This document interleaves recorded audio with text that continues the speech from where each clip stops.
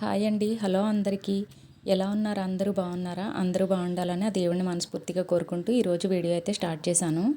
ఈరోజు వీడియో వచ్చేసి రొయ్యల కర్రీ చేశాను అనమాట. రొయ్యల్లో చాలా రకాల రొయ్యలు ఉంటాయి కదా. ఈ రొయ్యలు వచ్చేసి గుడ్డు రొయ్యలు అనమాట. చూడండి, పొట్ట కింద ఇలా జనతో ఉంటుంది, అది గుడ్డు రొయ్య అని అంటారు. ఇది చాలామందికి తెలిసే ఉంటుంది.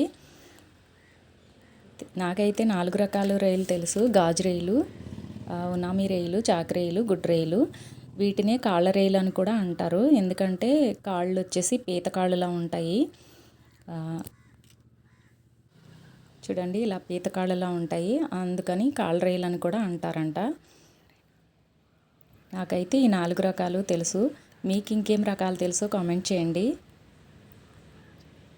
వీటిని గుల్ల తీయకుండానే శుభ్రం చేసుకుంటారు. పొట్ట దగ్గర గుడ్డు ఉంటుంది కాబట్టి గుల్ల తీయకుండా తలకాయ తోక తీసి శుభ్రం చేసుకోవచ్చు.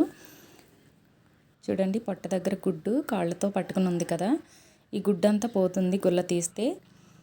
అందుకని గుల్ల తీయకుండానే శుభ్రం చేస్తారు. ఇలాగా నేనైతే ఇలా చేశాను. వీటిని ఇగురు పెడదాం అనుకున్నాను, రొయ్యల ఇగురు కోడిగుడ్లు వేసి. కానీ చింతకాయ వేసి బాగుంటుందని చెప్పారు, అందుకు చింతకాయలు తీసుకున్నాను. చింతకాయలని 2 భాగాలుగా చేసి కట్ చేసుకొని ఇలా ముక్కలుగా మధ్యలో ఉన్న గింజలు తీసేసుకొని ఇలాగా నేనైతే రోట్లో వేసి దంచుతున్నాను అనమాట. మిక్సీలో వేస్తే మెత్తగా పేస్ట్ అయిపోతుందని మిక్సీలో కూడా వేసుకోవచ్చు. కచ్చాపచ్చాగా దంచుకుందామని రోట్లో అయితే వేసి దంచుతున్నాను. లోపల సీడ్స్ తీసుకుని ఇలాగా కచ్చాపచ్చాగా దంచుకోవాలి. వీటికి తగ్గట్టు పచ్చిమిరపకాయలు 15 పచ్చిమిరపకాయలు తీసుకోవాలి. నేను 1/2 కిలో రొయ్యలు తీసుకున్నాను. ఇలా పచ్చిమిరపకాయలు ఎక్కువ వేసుకోవడం వల్ల పులుపు అనేది కరెక్ట్గా సరిపోతుంది.